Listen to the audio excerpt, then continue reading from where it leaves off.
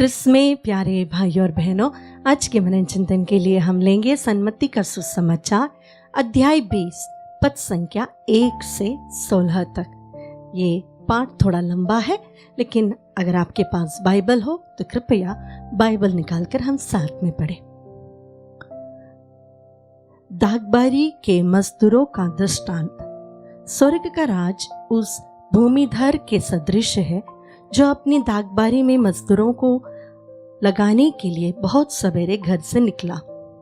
उसने मजदूरों के साथ 1 दिनार का रोजाना तय किया और उन्हें अपनी दागबारी भेजा। लगभग पहले पहर वह बाहर निकला और उसने दूसरों को चौक में बेकार खड़ा देखकर कहा, तुम लोग भी मेरी दागबारी जाओ, मैं तुम्हें उचित मजदूरी दे दूंगा। और वे वहां गए। लगभग दूसरे और तीसरे पहर भी उसने बाहर निकलकर ऐसा ही किया। वह 1 घंटा दिन रहे, फिर बाहर निकला और वहां दूसरों को खड़ा देखकर उनसे बोला, तुम लोग यहाँ दिन भर क्यों बेकार खड़े हो? उन्होंने उत्तर दिया, इसलिए कि किसी ने हमें मजदूरी में नहीं लगाया। उसने उनसे कहा, तुम लोग भी मेरी दागबारी जाओ। संध्या होने पर दागबारी के मालिक ने अपने कारिंदे से कहा, मजदूरों को बुलाओ, बाद में आने वालों से लेकर पहले आने वालों तक सबको मजदूरी दे दो। जब वे मजदूर आए जो 1 घंटा दिन रहे काम पर लगाए गए थे, तो उन्हें 1-1 दिनार मिला। जब पहले मजदूर आए तो वे समझ रहे थे कि हमें अधिक मिलेगा, लेकिन उन्हें भी 1-1 दिनार ही मिला। उसे पाकर वे वहां कहते हुए भूमिधर के विरुद्ध मुनमुनाते थे, इन पिछले मजदूरों ने केवल घंटे भर काम किया, तब भी आपने इन्हें हमारे बराबर बना दिया, जो दिन भर कठोर परिश्रम करते और धूप सहते रहे। उसने उनमें से एक को यह कहते हुए उत्तर दिया, भाई, मैं तुम्हारे साथ अन्याय नहीं कर रहा हूँ। क्या तुमने मेरे साथ 1 दिनार नहीं तय किया था? अपनी मजदूरी लो और जाओ। मैं इस पिछले मजदूर को भी तुम्हारे जितना देना चाहता हूँ। क्या मैं अपनी इच्छा के अनुसार अपनी संपत्ति का उपयोग नहीं कर सकता? तुम मेरी उदारता पर क्यों जलते हो? इस प्रकार जो पिछले हैं अगले हो जाएंगे और जो अगले हैं पिछले हो जाएंगे। प्यारे भाई और बहनों, ये दृष्टांत हमने कई बार सुना है और इस दृष्टांत में आज मैं आपके साथ 2 चीजों पर मनन करना चाहती हूँ। कई बार हमारे जीवन में हम देखते हैं कि हमारे अंदर बहुत जल्दी ईर्ष्या और कंपैरिजन शुरू होता है। जहाँ हम काम कर रहे हैं, अगर हमसे भी बेटर कोई आया तो हमें बहुत जल्दी ईर्ष्या होती है और हमारे अंदर कंपैरिजन एटीट्यूड आता है। उसी प्रकार अगर हम सेविकाई में हो, पल्ली में हो, हमारे कॉलेज के फ्रेंड सर्कल में हो, हम बहुत जल्दी जल जाते हैं। हमारे अंदर ईर्ष्या आती है और हम कंपेयर करने लगते हैं कि ये बंदा तो मेरे से अच्छा नहीं है, फिर भी इसे क्यों दिया गया है। प्रभु जब हमें स्वर्ग राज के बारे में बताते हैं तो प्रभु हमसे एक बात बहुत स्पष्ट रूप से कहना चाहते हैं कि प्रभु की दयालुता पर किसी को प्रश्न करने का अधिकार नहीं है। उसकी उदारता पर हम कभी भी प्रश्न नहीं कर सकते। प्रभु हर एक व्यक्ति को एक समान समझते हैं, देखते हैं और प्यार करते हैं। एक व्यक्ति अपनी योग्यता के कारण या उसने बहुत प्रार्थना की, बहुत उपवास किया, इसके कारण वो प्रभु की कृपा का पात्र होना जरूरी नहीं है। प्रभु अपनी दयालुता में, अपनी उदारता में अपने बच्चों को आशीष देता है, कृपा देता है। तो अगर हमारे परिवार में, हमारे फ्रेंड सर्कल में, हमारे वर्क प्लेस में कोई भी हमसे अच्छा कर रहा है और हम एक दूसरे के सामने कंपैरिजंस कर रहे हैं, प्यारे भाई और बहनों, आपके जीवन में उन्नति नहीं होगी।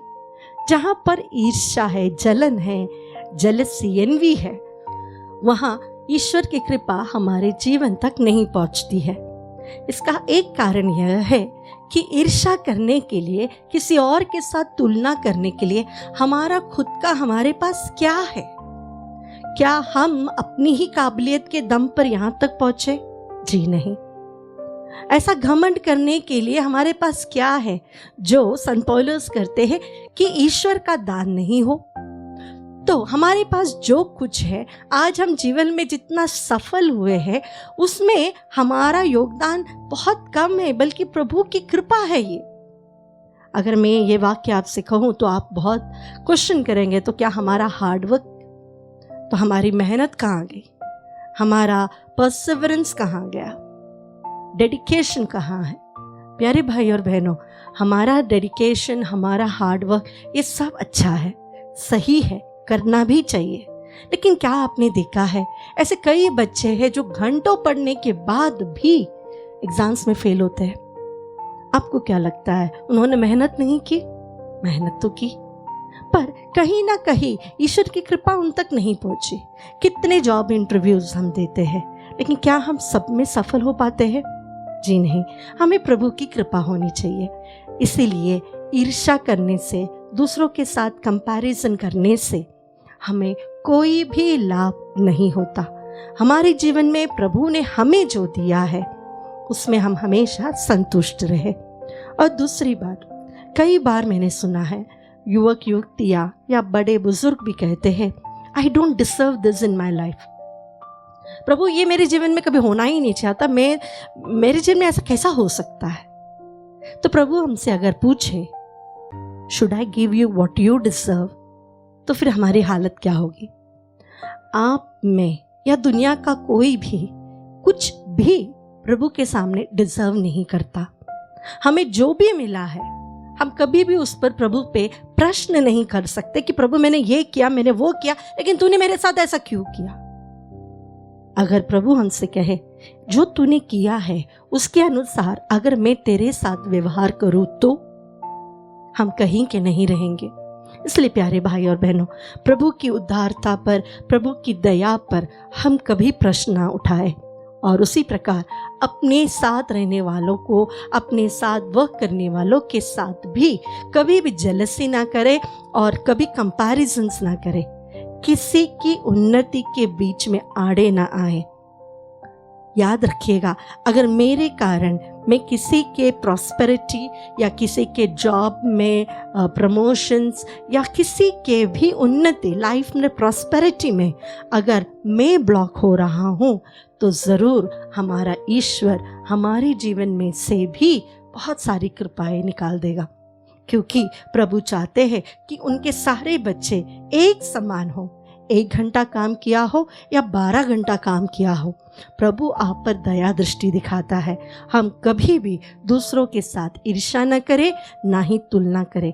आइए आज हम विशेष रूप से प्रभु से प्रार्थना करें, उन लोगों को समर्पित करते हुए जिन्हें हम एक्सेप्ट नहीं कर पाते, जिनके ऊपर हम प्रश्न करते हैं। हमें लगता है हम सही है और वो गलत है। हमेशा लोग गलत हो सकते हैं। अच्छा क्रिटिसिज्म करना सही है, पॉजिटिव क्रिटिसिज्म अच्छा है, लेकिन अगर हम ईर्ष्या के कारण हर दम क्रिटिसाइज कर रहे हो, तो हम प्रभु से माफ़ी मांगे और प्रभु की उदारता और उसकी दया हमारे जीवन में प्राप्त हो, इसकी कोशिश करें।